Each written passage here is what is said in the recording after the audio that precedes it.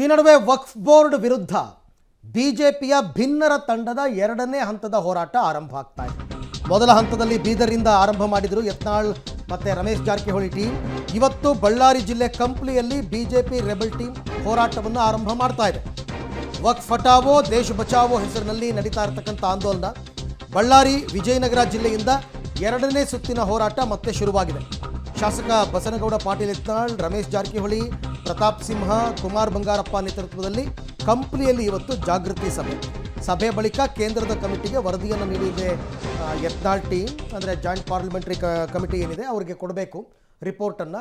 ಅದನ್ನು ನಾವು ಮಾಡ್ತೀವಿ ಅಂತ ಯತ್ನಾಳ್ ಮೊನ್ನೆ ಕೂಡ ಹೇಳಿದರು. ಆ್ಯಕ್ಚುಲಿ ಮುಂದಿನ ಹಂತದ ಹೋರಾಟವನ್ನು ಇವತ್ತಿನ ಸಭೆಯಲ್ಲಿ ನಿರ್ಧಾರ ಮಾಡ್ತಾರಂತೆ ಕಂಪ್ಲಿನಲ್ಲಿ.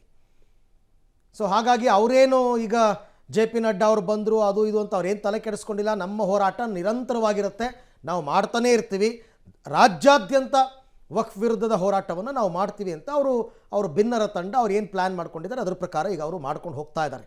ಅಂದರೆ ವಕ್ಫ್ ಆಸ್ತಿ ಅಂತಂದ್ಬಿಟ್ಟು ಹೇಳ್ಬಿಟ್ಟು ಎಲ್ಲ ಬೇರೆ ಬೇರೆ ಜಮೀನುಗಳನ್ನ ಪಹಣಿಗೆ ಸೇರಿಸ್ಕೊಳ್ತಾ ಇರ್ತಕ್ಕಂಥದ್ದು, ಯಾವ ಜಿಲ್ಲೆಯಲ್ಲಿ ಎಷ್ಟೆಷ್ಟು ಈ ರೀತಿ ಆಗಿದೆ, ಇದೆಲ್ಲದರ ಮಾಹಿತಿಯನ್ನು ಜಾಯಿಂಟ್ ಪಾರ್ಲಿಮೆಂಟರಿ ಕಮಿಟಿಗೆ ಅವರು ಕೊಡ್ತಕ್ಕಂಥ ವರದಿಯನ್ನು ಕೊಡ್ತಕ್ಕಂಥ ಲೆಕ್ಕಾಚಾರ. ಜೊತೆಗೆ ಅವರ ಅಸ್ತಿತ್ವವನ್ನು ಉಳಿಸ್ಕೋಬೇಕಲ್ಲ. ಭಿನ್ನರ ತಂಡ BJPಯಲ್ಲಿ ಭಿನ್ನರಾಗಿಯೇ ಉಳ್ಕೊಳ್ಬೇಕು, ನಮ್ಮದೇ ನಿಜವಾದ BJP ಅಂತ ತೋರಿಸ್ಕೋಬೇಕು. ಆ ನಿಟ್ಟಿನ ಹೋರಾಟ ಇದು ವಿಜೇಂದ್ರ ವಿರುದ್ಧದ ಹೋರಾಟ, ಇದು ರಾಜ್ಯ ಸರ್ಕಾರದ ವಿರುದ್ಧದ ಹೋರಾಟ ಅಂತ ನನಗನ್ನಿಸ್ತಾ ಇಲ್ಲ. ಈ ಹೋರಾಟ ನಡೀತಾ ಇರೋದು ವಿಜೇಂದ್ರ ವಿರುದ್ಧ, ವಿಜೇಂದ್ರ ಬಣದ ವಿರುದ್ಧ.